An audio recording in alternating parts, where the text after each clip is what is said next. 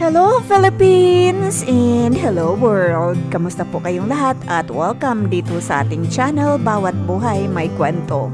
Maraming salamat muli sa inyong pagdalaw upang pakinggan itong nakakatawa, nakakainis at syempre nakaka-inlove na aking handog sa inyo ngayon.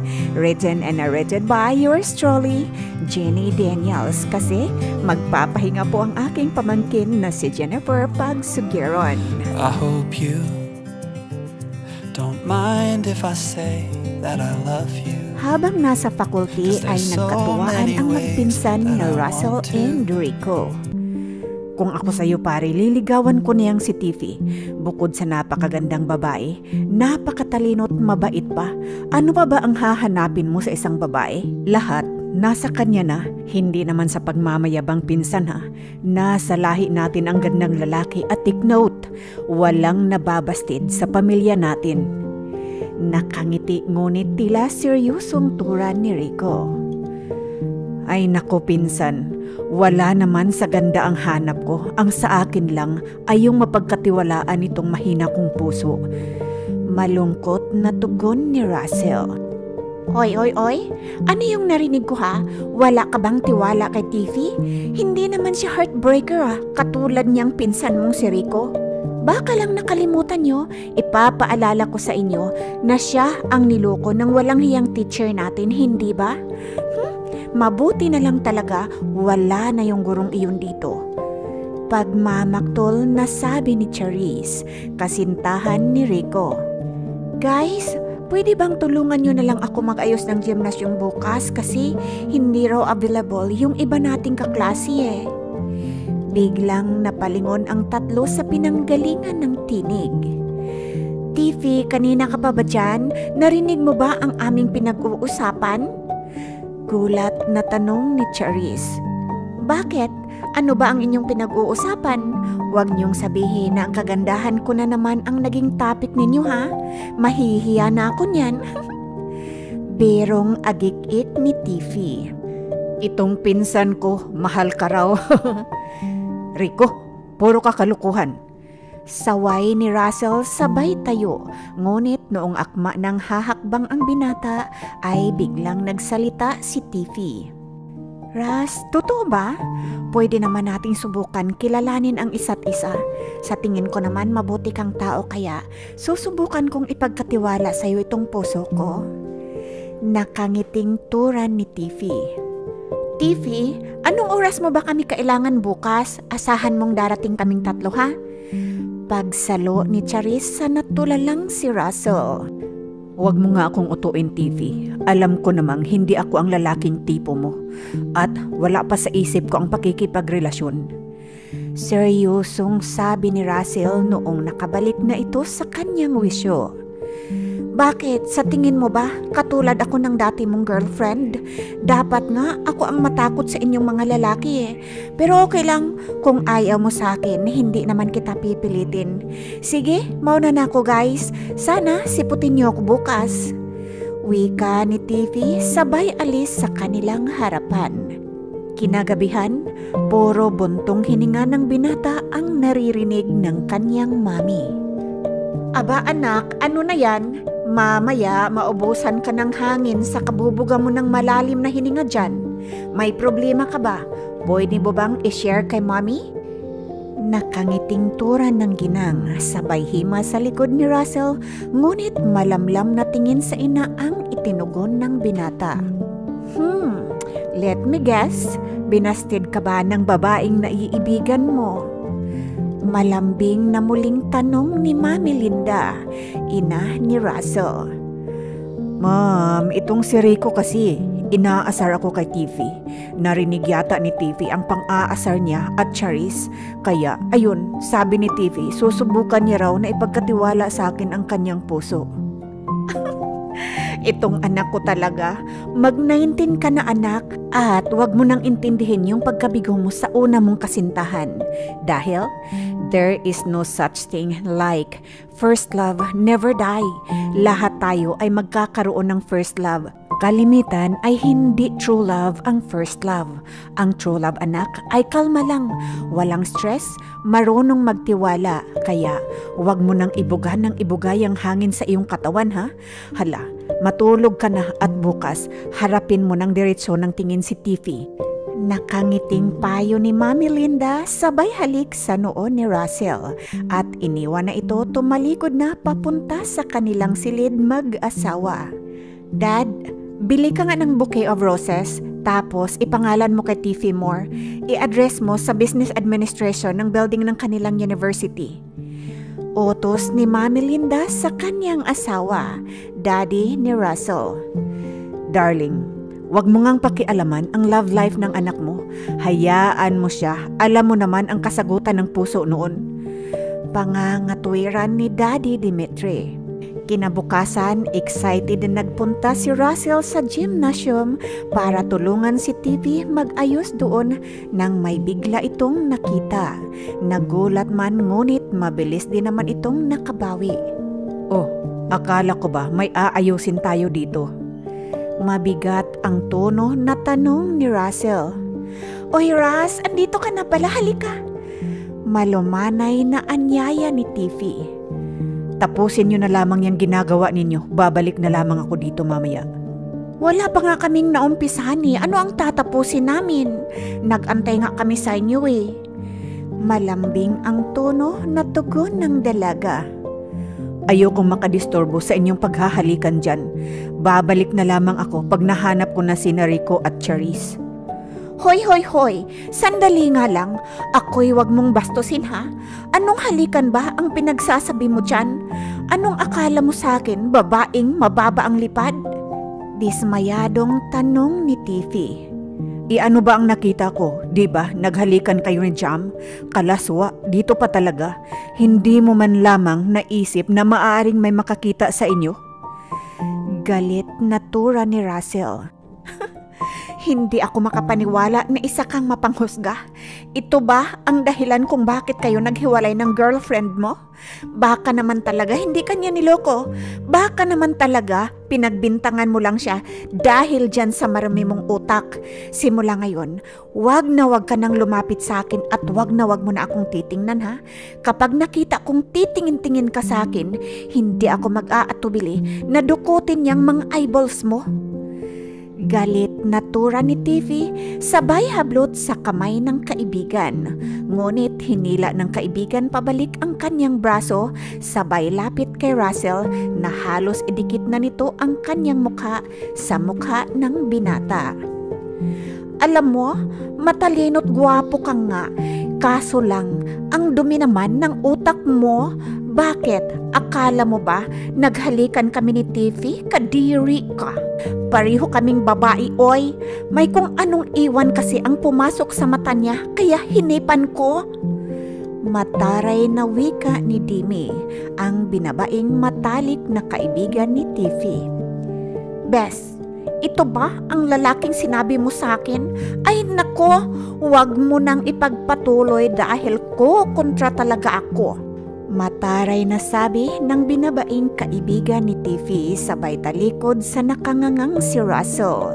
Hindi malaman ng binata kung tama ang naramdaman niya pero para bang biglang may kung anong gumuhit sa kanyang puso na para bang nahirapan siyang huminga. Nagdesisyon siyang umalis sa lugar na iyon, pinaharurot ang kanyang sasakyan nang hindi alam kung saan siya pupunta. Bahala na kung saan ako makakarating. Bakit ang tanga-tanga ko naman? Wala namang kami. Bakit ako umakto ng ganun? Nakakahiya. Pero, teka muna. Bakit ba ako nasasaktan? Oo, mahal ko naman talaga siya. Kailangan kalimutan ko itong nararamdaman ko para sa kanya. Ano kaya kung lilipat na lamang ako ng university? Pero, malapit nang magtapos ang taon. Hahay, ano ba itong mga pinag-iisip ko? Bandang hapon. What? Flowers from Russell? Bes, nagsorry yata. Mabigat ang tono na tanong ni Demi sabay ikot ng kanyang mga mata. Nagpadala ng flowers para magsorry? Ni hindi nga tumingin sa akin. Aantayin ko siyang lumapit sa akin, nakakahiya naman. Kung ako pa ang lumapit sa kanya, baka sabihin niya nga talagang atat na atat ako sa kanya. Dumating na nga ang graduation, ni hindi talaga nahuli ni Tiffy si Russell na tumingin sa kanya. Aba pinsan, hindi mo ba siya lalapitan para batiin ang kanyang pagtatapos? Aba, natapos na lang tayo, puro ka lang sulyap-sulyap sa kanya. Nanunuya na sabi ni Rico. Hoy, ikaw ba namang pagbantaang dukutin ang eyeballs kapag nahuling tumingin? Hindi ka ba matatakot noon? Sabat na panunukso ni Charisse. Tama na nga kayo dyan. Mahal ko naman talaga ang babaeng yan, pero alam ko rin naman na makakalimutan ko rin siya balang araw. Hindi ito true love. Sabi ni Russell. Anak, ito ang ticket papuntang Europe bilang regalo namin sa iyo ng mami mo. Salamat po, Dad. Salamat, Mom. Anak, total naman, tapos na kayo kaya pwede na akong magtanong. Kamusta nga pala kayo ni Tiffy? Nakangiting tanong ni Mami Linda. Ayaw niya po sa akin eh. Matipid na tugon ni Russell. 5 taon ang lumipas. Hoy Day, ang gwapo ng ating bagong floor manager. Nakangiting bulong ng babae, ngunit hindi ito nakaligtas sa pangdinig ni Russell, kaya napailing at napangiti lamang ito. Miss Tiffy, wala kang boyfriend, hindi ba? Biglang napaatras si Russell sa kanyang narinig. Tiffy? Sambit nito sa kanyang isipan at hindi nito mawari kung bakit tila tumalon ang kanyang puso. Ngunit hindi inaabutan ng kanyang paningin ang grupo ng mga kababaihang nagkatuwaan dahil nakapasok na ito sa loob ng kanilang break room. Imposible namang si Tiffy ko yun. Ha? Tiffy ko talaga? Bakit? Naging akin ba siya? Grabe naman ang tadhana kung magkaganon. Baka kapangalan niya lang. Kamusta na nga kaya siya? May boyfriend na ba? O baka naman may asawa na? Russell, kalimutan mo na yun. Tandaan mo, ikaw ang may kasalanan kung bakit nagalit sa'yo yun. Kastigo nito sa kanyang sarili. Bakit nga ba ako naduwag tumingin sa kanya noon? Bata pa kasi ako noon, natatakot lang ako na madukot niya ang eyeballs ko. Natatawang dagdag na bulong ni Russell sa kanyang sarili. Isang umaga. Hoy, alam mo ba, nakita ko talaga yung napakagwapo at bagong crush ng buong kumpanya. Bakit naman kasi ang gwapo-gwapo niya? Kinikilig na tura ng isang babae. Talaga ba? Ano kaya kung mabaliktad ang mundo? Ang mga pangit naman ang magiging crush ng bayan. Nakakasawa na kasi sa pangdinig na lagi na lamang mga gwapo ang nagpapakilig sa mga kababaihan. Sabat naman ng isang lalaki. Hoy, ito naman kung makapagtampo, kinikilig rin naman kami sa kagwapuhan ng boses mo. Natatawang sabi ni Tiffy na nagpasimangot sa kaopisinang lalaki. Huwag ka nang sumimangot, may kasabihan nga na kapag nakasimangot ang pangit ay lalo itong pumapangit. Natigilan at nanglaki ang mga mata ng nagtatawa ng grupo nang biglang bumukas ang pintuan ng kanilang break room. Noong makita nila kung sino ang iniluwa ng pintuan, ang napakagwapong si Russell. Hindi naman na ituloy isubo ni Tiffy ang kutsara sa kanyang bibig dahil sa nakita. Nabato naman si Russell at napako ang paningin sa dalaga. Kaya nagpalipat-lipat na lamang ang paningin kina Tiffy at Russell ng mga taong naroon sa break room. Tika, ano to? Na love at first sight kayo sa isa't isa? O magkakilala kayo? Nagtatakang tanong ni Lilin. Hindi. Ngayon ko lang siya nakita. Tama ka, gwapo nga. Pero hindi naman lahat ng gwapo ay mabuting tao eh. Hoy Tiffy, ikaw ba ay galit sa mga lalaki? O galit ka lang talaga sa mga gwapo? Wala namang masamang ginagawa itong tao sa iyo ah. Kawawa naman kunot noong napaatras tuloy. Simangot na si Tani Lilin, ngunit kibit balikat lamang ang itinugon ni Tiffy. Ilang linggong nag-iiwasan ang dalawa. Si Russell panay lamang ang sulyap sa dalaga, while si Tiffy umiiwas talagang mag-cross ang kanilang landas. Isang araw. Goodness, sa laki ng mundo at sa dami ng tao, bakit kailangan ko pa siyang makita? Bakit dito pa talaga siya nagtrabaho? Mag-resign ba ako? Nope. Bakit ako magre-resign? Ako naman ang nauna dito. Gagawin ko ang lahat para mapalayas siya dito. No. Tiffy, hindi ka masamang tao. Baka talagang pinagtagpo kami ni Lord. Baka naman para talaga kami sa isa't isa. Kaya gumawa na talaga si Lord ng paraan. Kinikilig na bulong ni Tiffy habang kumakain ito sa food court ng kanilang building. Baka naman tatakbo ka pa niyan, ha? Napaiktad ang dalaga noong marinig ang familiar na tinig sabay lingon. Anong ginagawa mo dito? Baka may makakita sa atin mamaya, isipin pa nilang magkakilala nga tayo. Simangot na tanong ng dalaga. Bakit? Hindi ba? O baka naman ibinaon mo talaga ako sa limot? Malungkot na tanong ni Russell na nagpapatamimi sa dalaga. Anong meron? Bakit dito mong naisipan magtrabaho? Alam mo ba na andito ako? Bakit ka nga pala biglang naglaho? Seryosong tanong ng dalaga habang diretso itong nakatingin sa mata ng binata. Grabe ka naman, bakit? Hindi ba pwedeng pinagtagpo lang talaga tayo ni God? Nakangising tugon ni Russell. Lalong napatitig si Tiffy sa lalaking kaharap, kaya napabuntong hininga ang binata sa bayuko at muli itong nagsalita.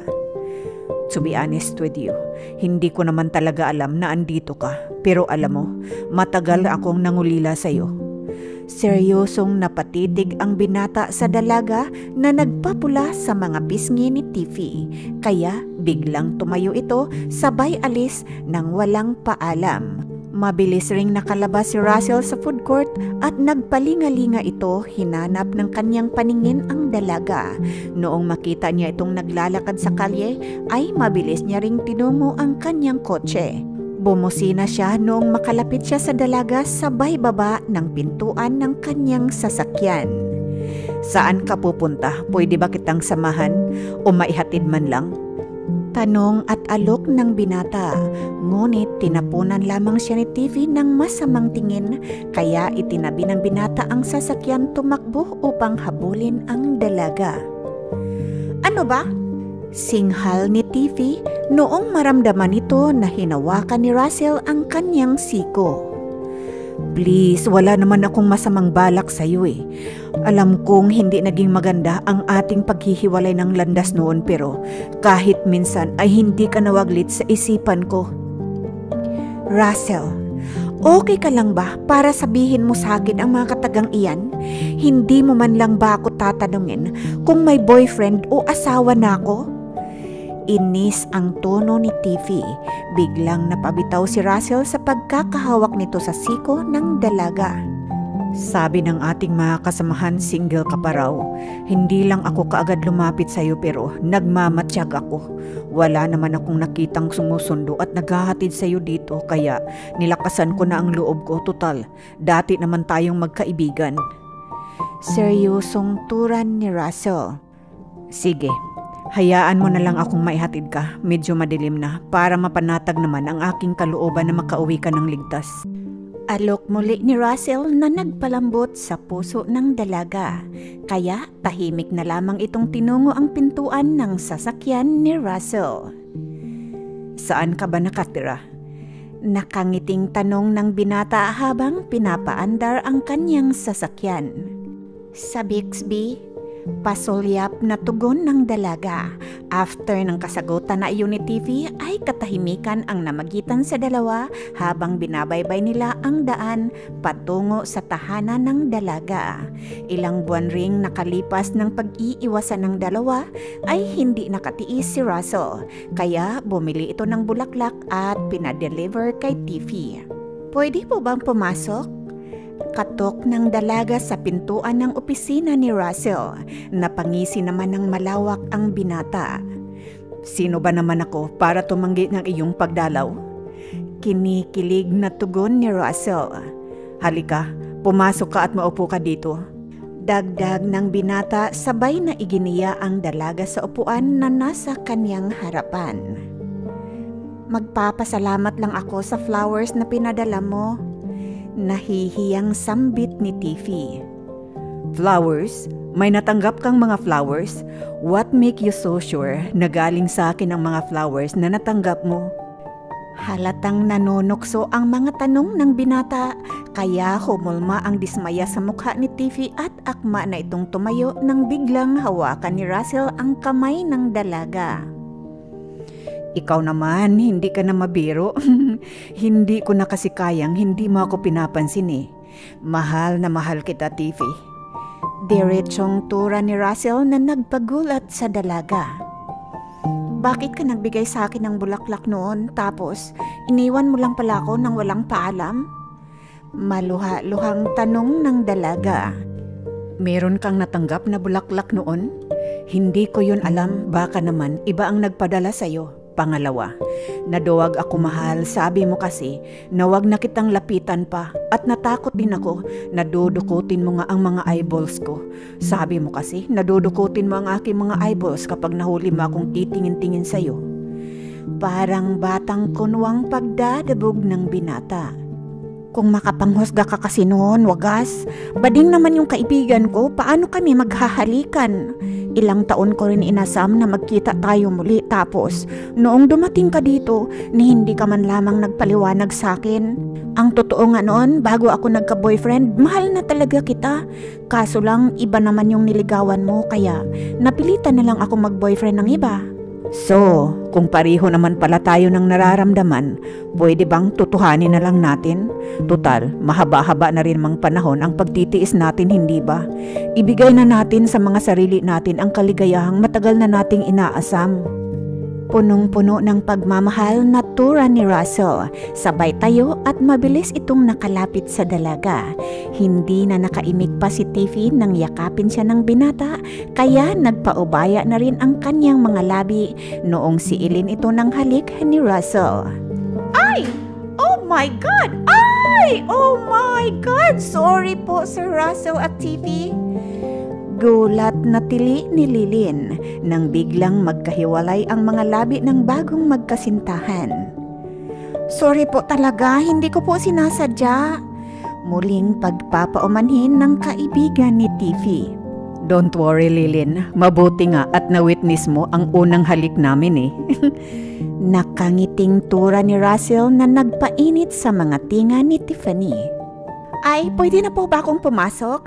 At pwede po bang magtanong? Kasi nawiwerdohan talaga kasi ako dito sa aking kaibigan sumula nung dumating ka dito, sir eh. Sa totoo nga lang po, lagi ko siyang nahuhuling nakatingin sa inyo eh.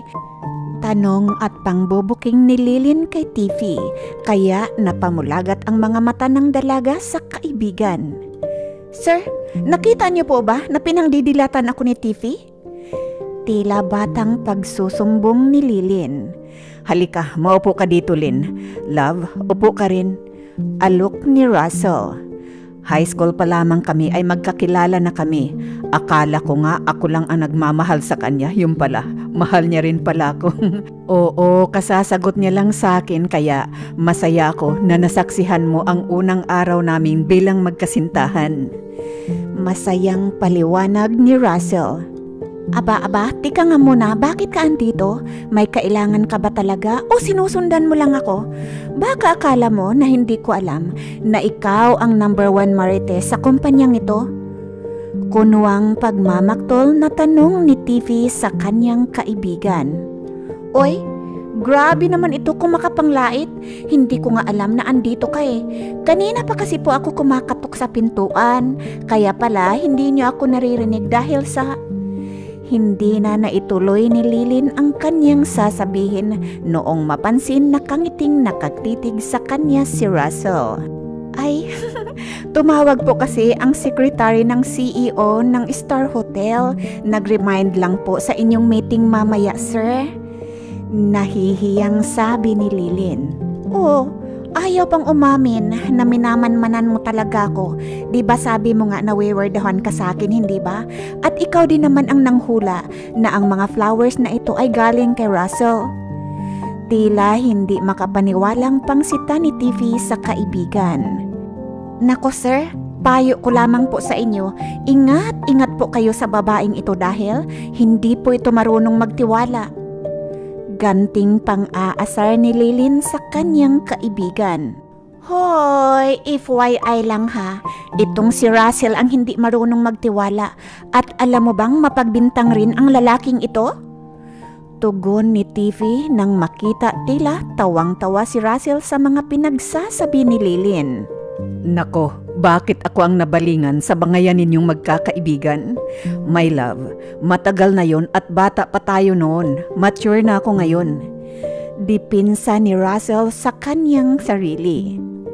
Ay, nako, ang sarap siguro ma-in love, my goodness. Grabe ang kilig na aking nararamdaman ngayon. Baka hihimatayin ako kung ako ang nasa kalagayan mo, TV. Kinikilig na tura ni Lilin. Gusto mo, sayo na si Russell? Taas kilayng tanong ng dalaga. Ano sa palagay mo, sir? Mauutusan mo ba ang puso mo na ako na lamang ang iyong mamahalin? Kaso lang, mukhang hindi ako ang babagay sa kagwapuhan mo. Baka mapagkamalan pa ako na yaya mo. Agik-ik na tugon ni Lilin. Nako, kayong dalawa talaga. Pasensya ka na, Lilin ha. Para lang talaga kay TV itong puso ko. Nakangiting tugon ni Russell, sabay kindat kay Lilin na nagpakagat labi sa kaibigan. As if naman seryosong ipamimigay itong boyfriend ko, taas kilayng pairap na sabi ni TV, ngunit may ngiti sa mga labi sabay dila sa kanyang kaibigan. O sige na Lilin, i-confirm mo na ang meeting ko sa Star Hotel. Utos ni Russell. Nang mabilis naman itong kumaripas ng labas ng opisina ng gwapong boss. Simula noon ay hatid sundo na ni Russell ang dalaga sa bahay at office. Isang araw. Sino yung nakita kong kausap mong lalaki kanina? Buo ang tinig na tanong ni Russell. Si Mr. Ross, kaibigan ng ating CEO, iniimbitahan ako mag-lunch. Formal na tugon ni TV na hindi man lamang tiningnan ang kasintahan, kaya napakunot ang noo ng binata. So? Maiksi nitong tanong. Anong so? Balik tanong ni TV na diretso lamang ang tingin sa kanyang ginagawa, kaya napabuntong hininga si Russell. Pumayag kang magipag-lunch sa kanya? Hindi mo ban lamang sabihing may kasintahan ka? Dahil sa tunong iyon ni Russell, napatingin bigla ang dalaga sa mukha na naiinis ng kasintahan. Love, nagsisilos ka? Of course not. Hindi ako pumayag at yes, sinabi ko sa kanya na take na ako. Mukhang nagets naman. Kaya relax ka lang dyan ha? Nakangiting tugon ng dalaga. Lumipas ang mga araw. Grabe, sobrang yaman naman ni Mr. Ross, no? Kayang punuin ng bulaklak itong lamesa mo. Nakakalalaki. Kunot noong turan ni Russell. Love, hayaan mo na. Ikaw lang naman ang mahal ko eh. Ako lang ang mahal mo pero tinatanggap mo ang kanyang mga bigay? Kasi mawawalan ka ng work kung tatanggihan ko ang mga to. Napangiting aso si Russell. Tapatin mo nga ako, TV. Ano ba talaga ang mahalaga sa'yo? Ako o ang pananakot sa'yo ng taong iyon? Buo ang tinig na tanong ng binata. Sandali nga, dito ka pa ba talaga makipag-away sa akin? Ayokong mawalan ka ng trabaho. Bakit? Kapag tinanggal ba ako, sa palagay mo ba, hindi ako makakahanap ng ibang trabaho? Nagpapahawak ka sa liig sa siraulong iyon? Hinaan mo nga iyang boses mo, mamaya. May makarinig sa'yo eh. Alam mo namang bawal makipagrelasyon sa katrabaho. Sa palagay mo ba, hindi tayo pareho matanggal dito kapag nalaman nilang bukod sa magkarelasyon tayo ay nadamay pa ang trabaho natin dahil sa kakitiran niyang utak mo. Galit na tura ni TV, kaya napatango-tango na lamang ang maluha-luhang si Russell. Sabay talikod, lumakad ito papunta sa kanyang opisina. Kinahapunan. Lilin, nakita mo ba si TV?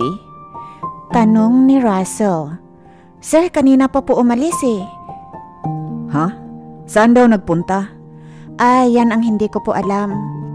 Mabilis nakalabas si Russell sa kanilang building at mabilis rin itong narating ang tinitirhan ng dalaga. Ngunit wala siyang naabutan doon. Saan ba ang babaeng iyon? Bakit ba ayaw niyang sagutin ang aking mga tawag? Pumayag ba siyang makipag-date sa walang hiyang iyon? Bakit naman kasi ayaw maghanap ng matandang iyon ng sariling kanya? Bakit kailangan niya pang agawin ang babaeng may kasintahan na? Maktol ni Russell sa kanyang sarili habang nasa loob ng sasakyan na nasa harapan ng tinitirahan ng dalaga. Nakabalik lamang ito sa wisyo noong makita ang magarang sasakyan na tumigil hindi kalayuan sa kanyang kinaroroonan. At nakita niya nga na lumabas doon ang medyong may edad na lalaki at tumakbo itong papunta sa kabilang pintuan at nakita ni Russell ang bagbaba ng kasintahan habang alalayan ng lalaking kasama. Kaya mabilis rin itong bumaba sa kanyang sasakyan upang tunguhin ang kinaroroonan ng kasintahan at ng kasama nitong lalaki. Kamusta? Nagtitimpi na galit na bati ni Russell. La, anong ginagawa mo dito? Gulat na tanong ni Tiffy. Ikaw, anong ginagawa mo? Balik tanong ni Russell. Ito ba ang dahilan kung bakit umalis ka sa opisina nang wala man lang paalam? Dagdag na tura ng binata sabay turo sa mukha ng lalaking kasama ng dalaga. Nakita naman ni Tiffy ang pagtigas ng panga at pagkuyom ng kamao ng lalaking kanyang kasama. Pwede ba? Igalang mo nga itong daddy ko? Dad, siya yung sinabi kong kaklase ko noon na boyfriend ko na po ngayon. Napaatras si Russell sa kanyang narinig sabay luhod. Sir, paumanhin po. Ang akala ko po kasi ikaw yung kaibigan ng CEO namin na may gustong makipag-date sa mahal ko eh. Imbis na mainis ay halos mahagalpak sa tawa si Tiffy sa ginawa ng kanyang kasintahan. Ako nga ang lalaking iyon, iha. Hindi ganitong lalaki ang nais kong makasama mo habang buhay. Masyadong mainitin ang ulo. Hindi siya ang nababagay sa isang katulad mo. Sabi ng ama sabay kindat kay Tiffy habang nakayuko si Russell sa hiya. Sir, pasensya na po talaga. Ayaw ko pong mawala sa akin ang anak ninyo. Patawarin niyo na po ako. Hindi na po ito mauulit. Nakayuko pa ring turan ni Russell. Hindi na talaga mauulit dahil simula sa araw na ito, ayaw na kitang makita. Pwede ka nang umalis. Sabi ng daddy ni Tiffy, sabay ang muling pagkindat sa anak. Napakagat na lang ng labi si Tiffy upang pigilin ang kanyang pagtawa. Umalis ka na muna, Russell. Saka na lamang tayo mag-usap. Tara na, Dad. Pasok na tayo sa loob. Ayon pa kay Tiffy, sabay hila ng kamay ng kanyang ama, naiwan naman si Russell na nakaluhod pa rin. Ang tanga-tanga mo naman talaga, Russell. Hindi ka na nadala, kaya nga kayo nagkahiwalay noon dahil na rin sa mali mong panghuhusga. Paano na yan ngayon? Paano mo na ito aayusin? Kausap ni Russell sa kanyang sarili sa mahinang tinig, habang ang mag-ama ay nakamasid lamang sa kanya. Bakit naman kasi hindi mo sinabi sa kanya na tatay mo ko? Sita nito sa dalaga. Kasi Dad, iba yung pagkakatanong niya sa akin nung isang araw eh. Kaya inasar ko na lang siya. Hanggang ngayon, maloko pa rin talaga itong anak ko. Paano kung nasuntok ako noon?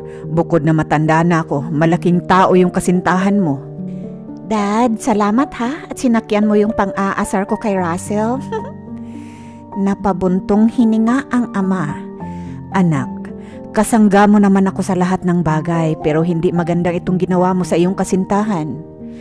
Bakit ka nakisakay?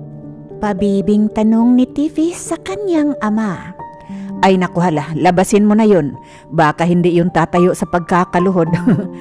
Natatawang utos ng ama at mabilis namang lumabas ang dalaga, ngunit parang basang sisaw itong bumalik sa loob ng bahay.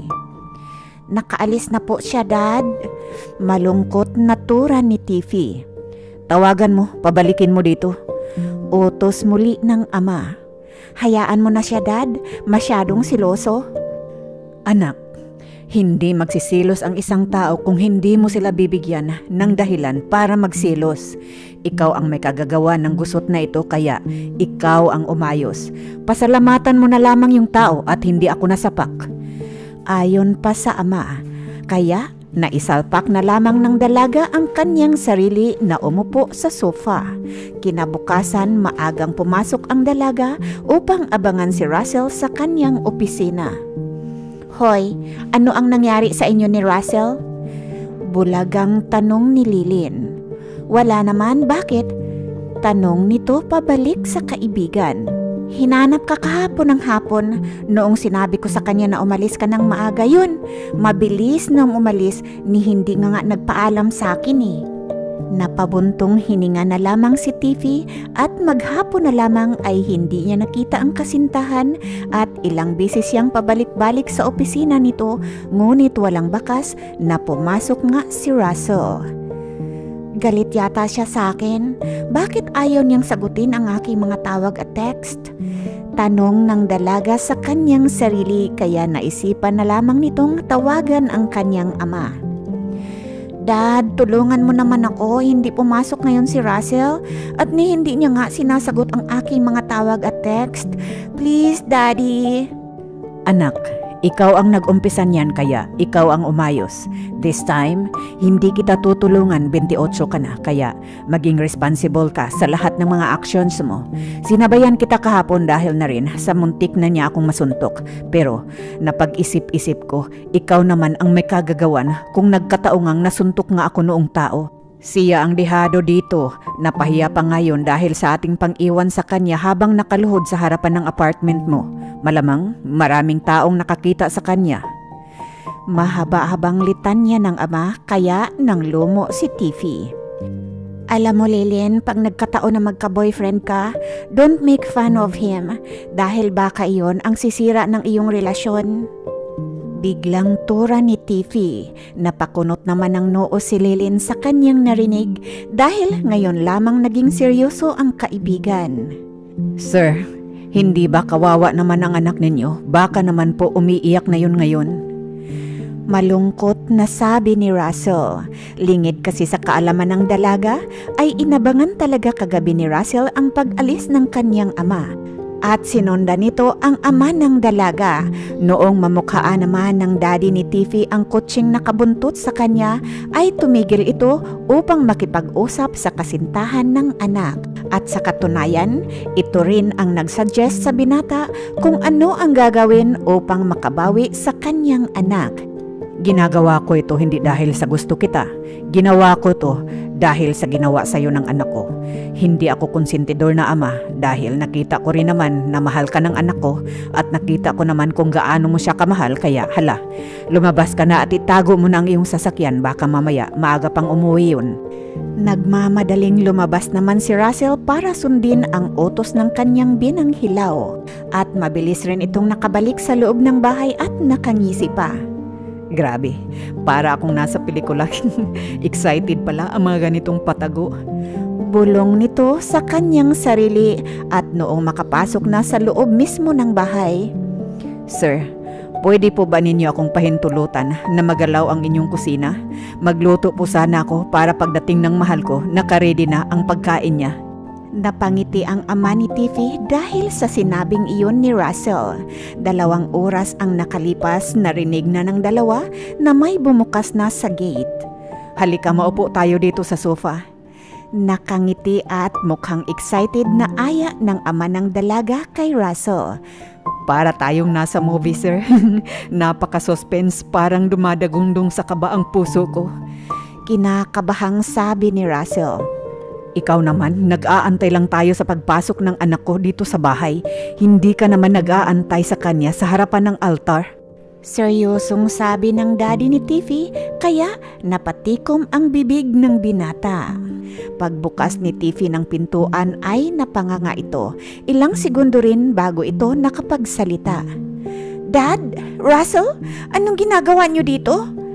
Gulat nitong tanong sa dalawang lalaking nakangising nakatingin sa kanya.